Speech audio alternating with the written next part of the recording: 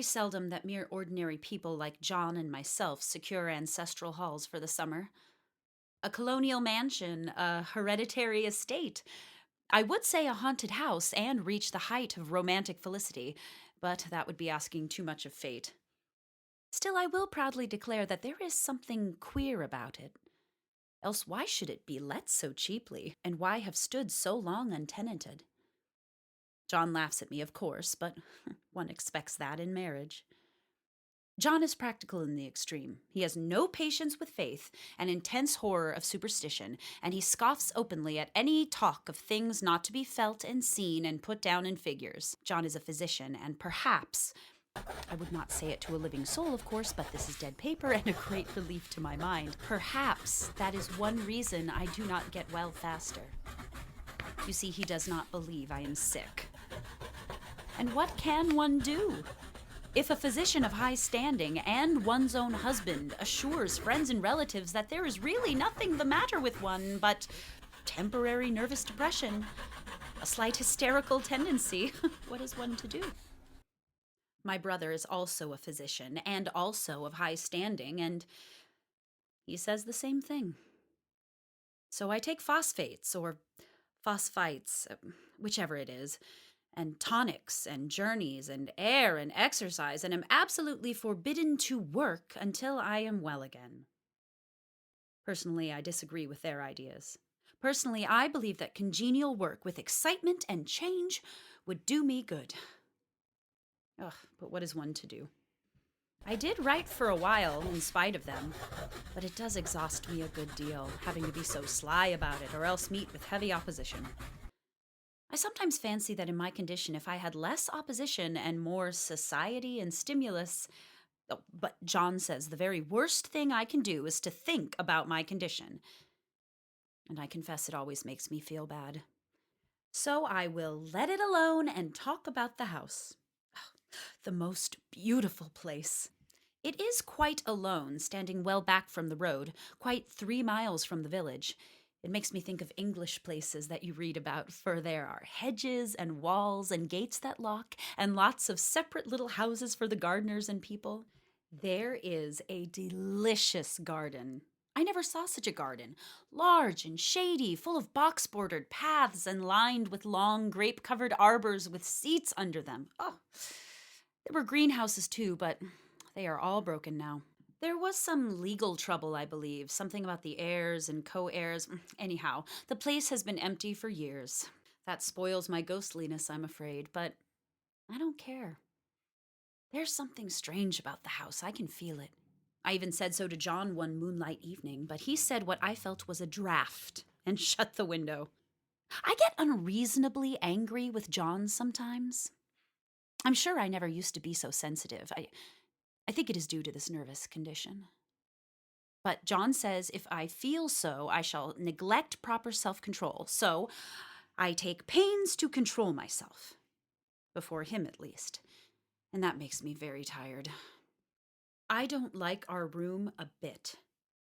I wanted one downstairs that opened on the piazza and had roses all over the window and, oh, such pretty old-fashioned chintz hangings. But John would not hear of it. He said there was only one window and not room for 2 beds, and no near room for him if he took another.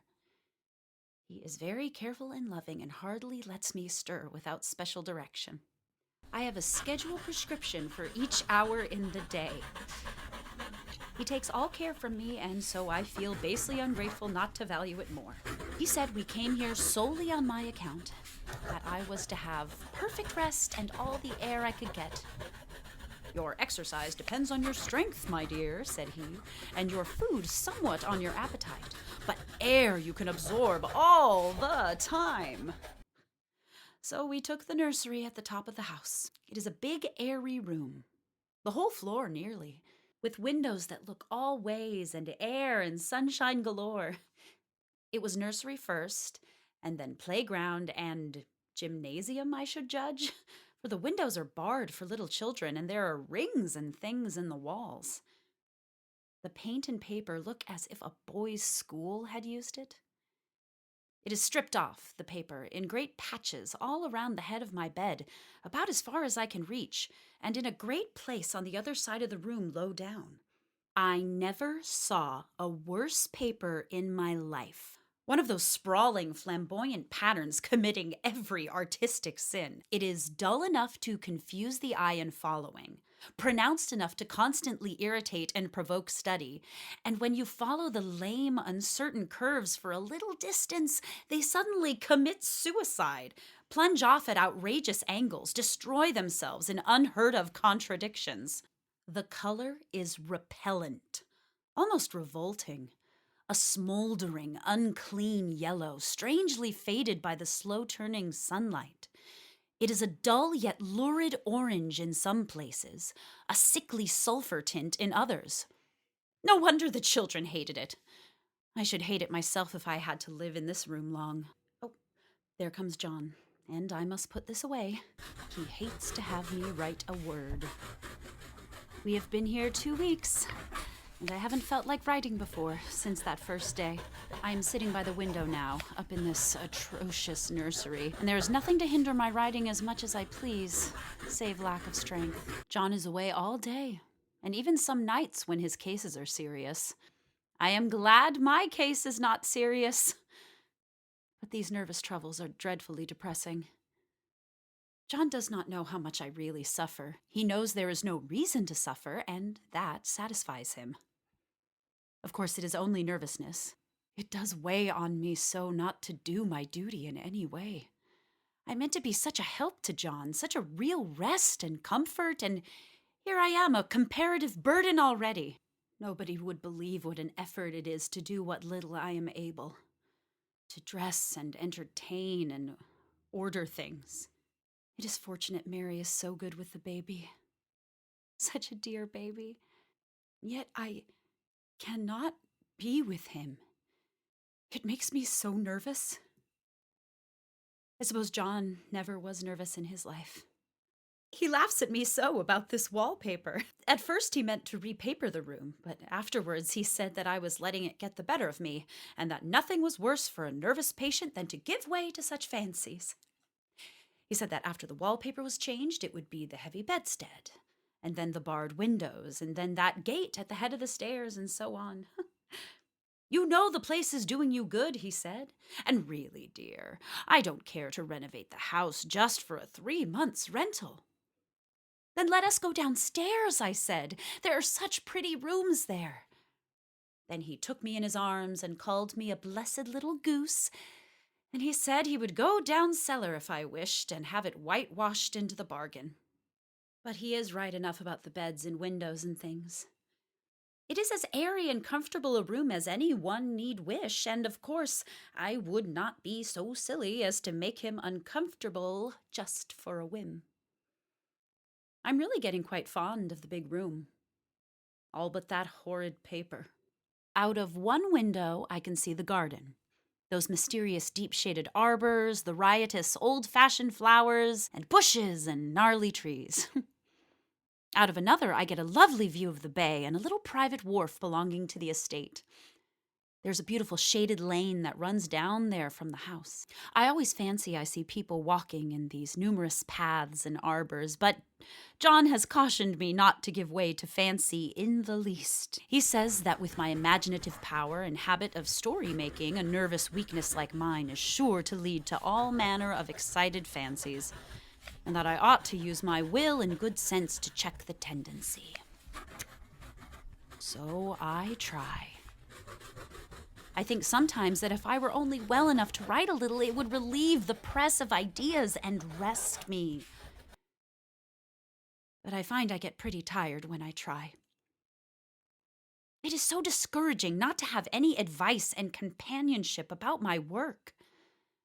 When I get really well, John says we will ask Cousin Henry and Julia down for a long visit, but he says he would as soon put fireworks in my pillowcase as to let me have those stimulating people about now. I wish I could get well faster. But I must not think about that. This paper looks to me as if it knew what a vicious influence it had. There is a recurrent spot where the pattern lolls like a broken neck, and two bulbous eyes stare at you upside down. I get positively angry with the impertinence of it and the everlastingness. Up and down and sideways they crawl, and those absurd, unblinking eyes are everywhere. There is one place where two breadths didn't match, and the eyes go all up and down the line, one a little higher than the other. I never saw so much expression in an inanimate thing before, and we all know how much expression they have. I used to lie awake as a child and get more entertainment and terror out of blank walls and plain furniture than most children could find in a toy store. I remember what a kindly wink the knobs of our big old bureau used to have, and there was one chair that always seemed like a strong friend. I used to feel that if any of the other things looked too fierce, I could always hop into that chair and be safe. The furniture in this room is no worse than inharmonious, however, for we had to bring it all from downstairs. I suppose when this was used as a playroom, they had to take the nursery things out, and no wonder. I never saw such ravages as the children have made here. The wallpaper, as I said before, is torn off in spots, and it sticketh closer than a brother. They must have had perseverance as well as hatred. Then the floor is scratched and gouged and splintered. The plaster itself is dug out here and there, and this great heavy bed, which is all we found in the room, looks as if it had been through the wars. But I don't mind it a bit. Only the paper. There comes John's sister. Such a dear girl as she is, and so careful of me. I must not let her find me writing.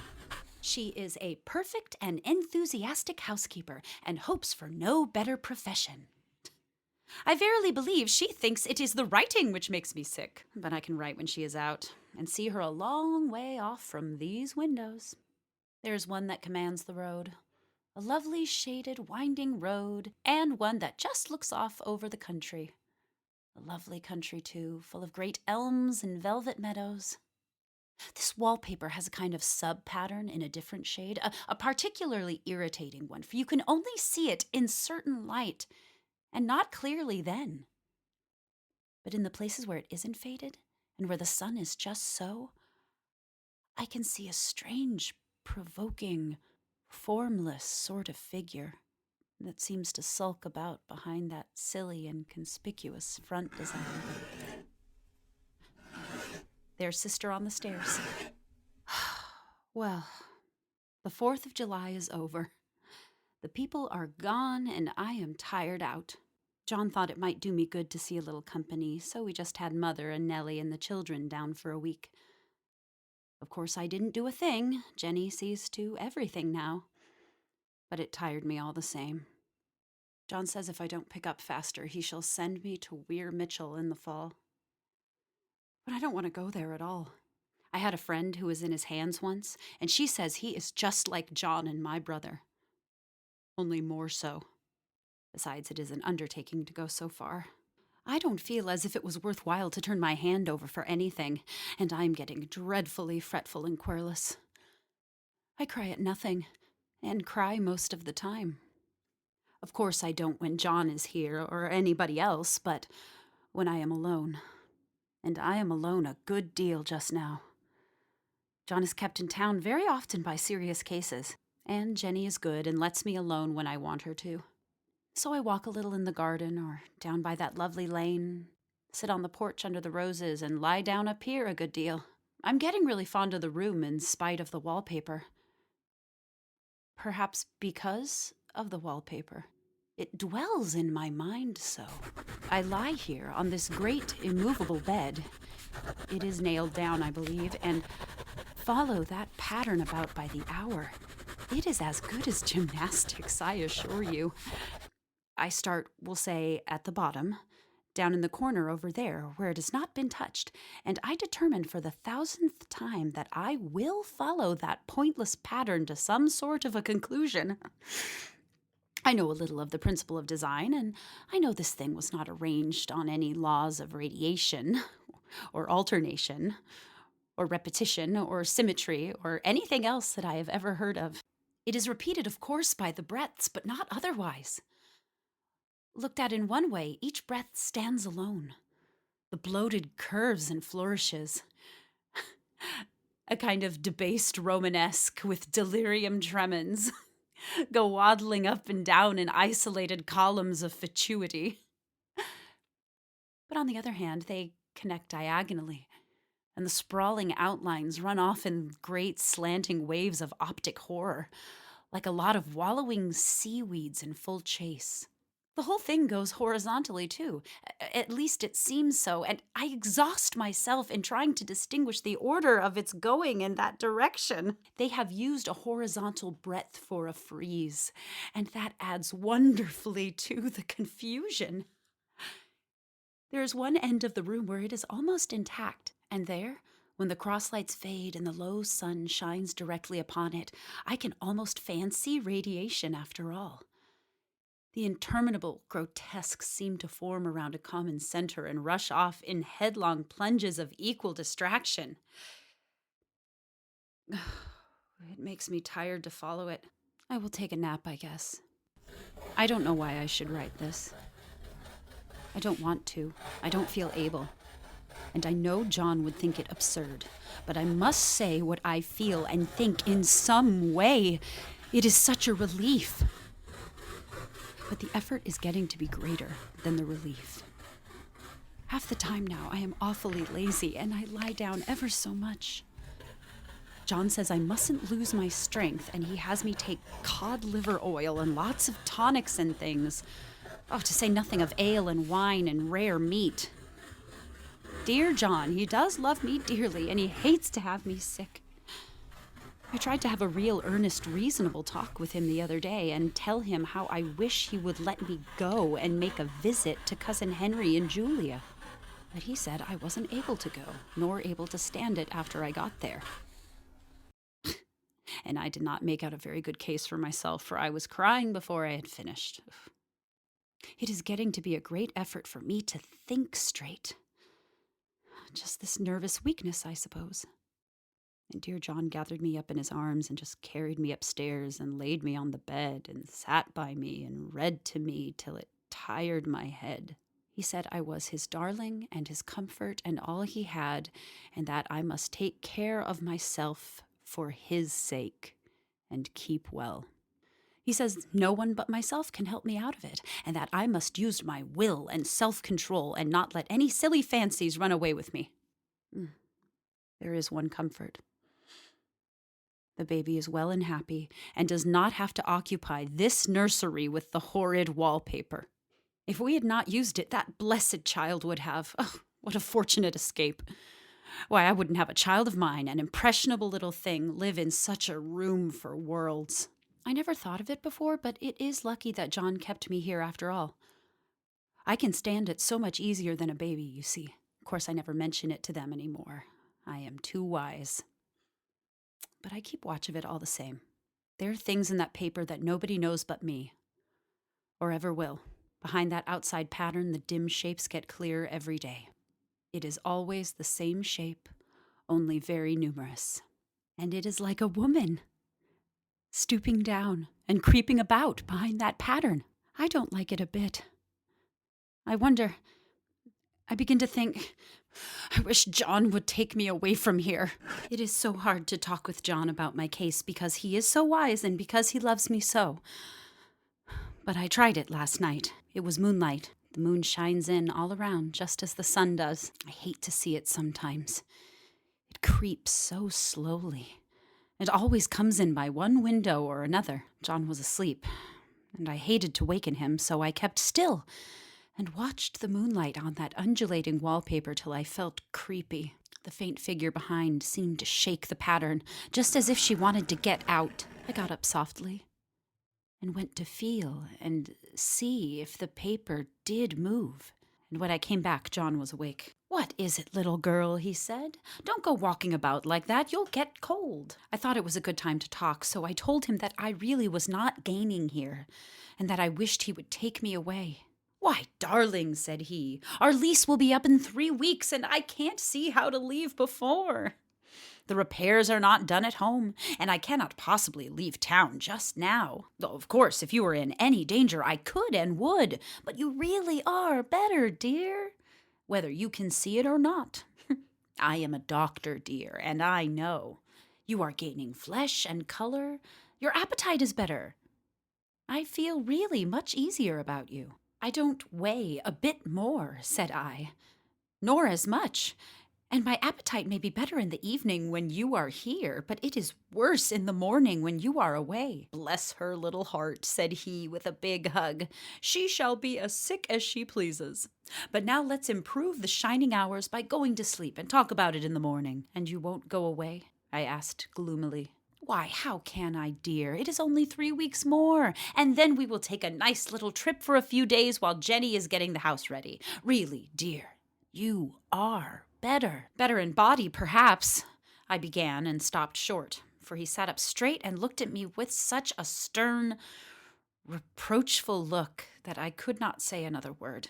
My darling, said he, I beg of you for my sake and for our child's sake, as well as for your own, that you will never for one instant let that idea enter your mind. There is nothing so dangerous, so fascinating to a temperament like yours. It is a false and foolish fancy. Can you not trust me as a physician when I tell you so? So, of course, I said no more on that score, and we went to sleep before long. He thought I was asleep first, but I wasn't. I lay there for hours trying to decide whether that front pattern and the back pattern really did move together or separately. On a pattern like this, by daylight, there is a lack of sequence, a defiance of law that is a constant irritant to a normal mind. The color is hideous enough, and unreliable enough, and infuriating enough, but the pattern is torturing. You think you have mastered it, but just as you get well underway in following, it turns a back somersault, and there you are. It slaps you in the face, knocks you down, and tramples upon you. It is like a bad dream. The outside pattern is a florid arabesque, reminding one of a fungus. If you can imagine a toadstool in joints, an interminable string of toadstools budding and sprouting in endless convolutions, why, that is something like it. That is. Sometimes. There is one marked peculiarity about this paper, a thing nobody seems to notice but myself, and that is that it changes as the light changes. When the sun shoots in through the east window, I always watch for that first long, straight ray. It changes so quickly that I never can quite believe it. That is why I watch it always. By moonlight, well, the moon shines in all night when there is a moon. I wouldn't know it was the same paper. At night, in any kind of light, in twilight, candlelight, lamplight, and worst of all, by moonlight, it becomes bars. The outside pattern, I mean, and the woman behind it as plain as can be. I didn't realize for a long time what the thing was that showed behind, that dim sub-pattern. But now I am quite sure it is a woman. By daylight she is subdued, quiet. I fancy it is the pattern that keeps her so still. It is so puzzling. It keeps me quiet by the hour. I lie down ever so much now. John says it is good for me and to sleep all I can. Indeed, he started the habit by making me lie down for an hour after each meal. It is a very bad habit, I am convinced, for you see, I don't sleep. And that cultivates deceit, for I don't tell them I'm awake. Oh, no. The fact is, I am getting a little afraid of John. He seems very queer sometimes, and even Jenny has an inexplicable look. It strikes me occasionally, just as a scientific hypothesis, that perhaps it is the paper. I have watched John when he did not know I was looking and come into the room suddenly on the most innocent excuses, and I've caught him several times looking at the paper. And Jenny, too. I caught Jenny with her hand on it once. She didn't know I was in the room, and when I asked her in a quiet, very quiet voice, with the most restrained manner possible, what she was doing with the paper, she turned around as if she'd been caught stealing and looked quite angry, asked me why I should frighten her so. Then she said that the paper stained everything it touched, that she had found yellow smooches on all my clothes and John's, and she wished we would be more careful. Did that not sound innocent? Oh, but I know she was studying that pattern, and I am determined that nobody shall find it out but myself. Life is very much more exciting now than it used to be. You see, I have something more to expect, to look forward to watch. I really do eat better and am more quiet than I was. John is so pleased to see me improve. He laughed a little the other day and said I seemed to be flourishing in spite of my wallpaper. I turned it off with a laugh. I had no intention of telling him it was because of the wallpaper. He would make fun of me. He might even want to take me away. I don't want to leave now until I have found it out. There is a week more, and I think that will be enough. I'm feeling ever so much better. I don't sleep much at night, for it is so interesting to watch developments, but I sleep a good deal in the daytime. In the daytime, it is tiresome and perplexing. There are always new shoots on the fungus and new shades of yellow all over it. I cannot keep count of them, though I have tried conscientiously. It is the strangest yellow, that wallpaper. It makes me think of all the yellow things I ever saw. Not beautiful ones like buttercups, but old, foul, bad, yellow things. But there is something else about that paper. The smell. I noticed it the moment we came into the room, but with so much air and sun, it was not bad. Now we've had a week of fog and rain, and whether the windows are open or not, the smell is here. It creeps all over the house. I find it hovering in the dining room, skulking in the parlor, hiding in the hall, lying in wait for me on the stairs. It gets into my hair. Even when I go to ride, if I turn my head suddenly and surprise it, there is that smell. Such a peculiar odor, too. I've spent hours in trying to analyze it, to find what it smelled like. It is not bad at first, and very gentle, but quite the subtlest, most enduring odor I ever met. In this damp weather, it is awful. I wake up in the night and find it hanging over me. It used to disturb me at first. I thought seriously of burning the house to reach the smell, but now I am used to it. The only thing I can think of that it is like is the color of the paper. A yellow smell. There is a very funny mark on this wall, low down near the mopboard. A streak that runs around the room. It goes behind every piece of furniture, except the bed. A long, straight, even smooch, as if it had been rubbed over and over. I wonder how it was done, and who did it, and what they did it for. Round and round and round, round and round and round. It makes me dizzy. I really have discovered something at last. Through watching so much at night, when it changes so, I have finally found out. The front pattern does move, and no wonder. The woman behind shakes it. Sometimes I think there are a great many women behind, and sometimes only one. And she crawls around fast, and her crawling shakes it all over. Then, in the very bright spots, she keeps still. And in the very shady spots, she just takes hold of the bars and shakes them hard. And she is all the time trying to climb through. But nobody could climb through that pattern. It strangles so. I think that is why it has so many heads. They get through.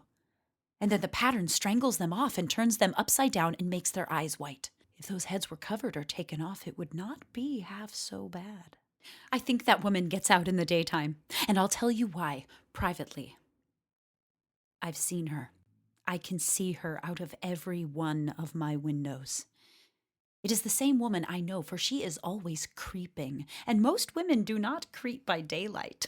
I see her on that long shaded lane, creeping up and down. I see her in those dark grape arbors, creeping all around the garden. I see her on that long road under the trees, creeping along. And when a carriage comes, she hides under the blackberry vines. I don't blame her a bit. It must be very humiliating to be caught creeping by daylight. I always lock the door when I creep by daylight. I can't do it at night, for I know John would suspect something at once. And John is so queer now that I don't want to irritate him. I wish he would take another room. Besides, I don't want anybody to get that woman out at night but myself. I often wonder if I could see her out of all the windows at once. But turn as fast as I can only see out of one at a time. And though I always see her, she may be able to creep faster than I can turn. I have watched her sometimes away off in the open country, creeping as fast as a cloud shadow in a high wind. If only that top pattern could be gotten off from the under one. I mean to try it little by little. I have found out another funny thing, but I shan't tell it this time. It does not do to trust people too much. There are only 2 more days to get this paper off, and I believe John is beginning to notice. I don't like the look in his eyes. And I heard him ask Jenny a lot of professional questions about me. She had a very good report to give. She said I slept a good deal in the daytime. John knows I don't sleep very well at night, for all I'm so quiet. He asked me all sorts of questions, too, and pretended to be very loving and kind. As if I couldn't see through him. Still, I don't wonder he acts so, sleeping under this paper for 3 months. It only interests me, but I feel sure John and Jenny are secretly affected by it. Hurrah! This is the last day, but it is enough. John is to stay in town overnight and won't be out until this evening. Jenny wanted to sleep with me, the sly thing, but I told her I should undoubtedly rest better for a night all alone. That was clever, for really I wasn't alone a bit. As soon as it was moonlight and that poor thing began to crawl and shake the pattern, I got up and ran to help her.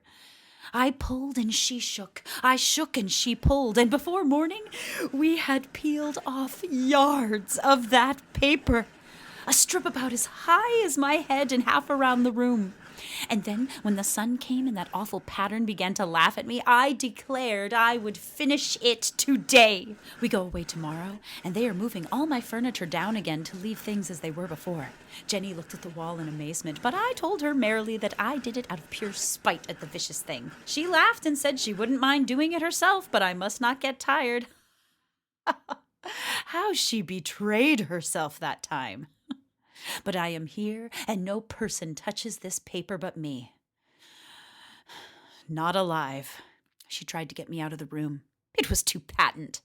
But I said it was so quiet and empty and clean now that I believed I would lie down again and sleep all I could, and not to wake me even for dinner. I would call when I woke. Now she is gone, and the servants are gone, and the things are gone, and there is nothing left but that great bedstead nailed down with the canvas mattress we found on it. We shall sleep downstairs tonight and take the boat home tomorrow. I quite enjoy the room. Now it is bare again. How those children did tear about here, with this bedstead is fairly gnawed. But I must get to work. I have locked the door and thrown the key down in the front path. I don't want to go out. I don't want to have anybody come in till John comes. I want to astonish him. I've got a rope up here that even Jenny did not find. If that woman does get out and tries to get away, I can tie her. But I forget, I could not reach far without anything to stand on. This bed will not move. I tried to lift and push it until I was lame, and then I got so angry I bit off a little piece at one corner. But it hurt my teeth. Then I peeled off all the paper I could reach standing on the floor. It sticks horribly, and the pattern just enjoys it. All those strangled heads and bulbous eyes and waddling fungus growths just shriek with derision. I am getting angry enough to do something desperate. To jump out of the window would be an admirable exercise, but the bars are too strong even to try. Besides, I wouldn't do it. Of course not.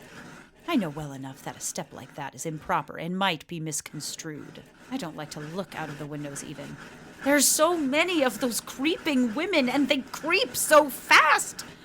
I wonder if they all come out of that wallpaper as I did. But I'm securely fastened now by my well-hidden rope. You don't get me out in the road there. I suppose I shall have to get back behind the pattern when it comes night, and that is hard. Oh, it is so pleasant to be out in this great room and creep around as I please. I don't want to go outside.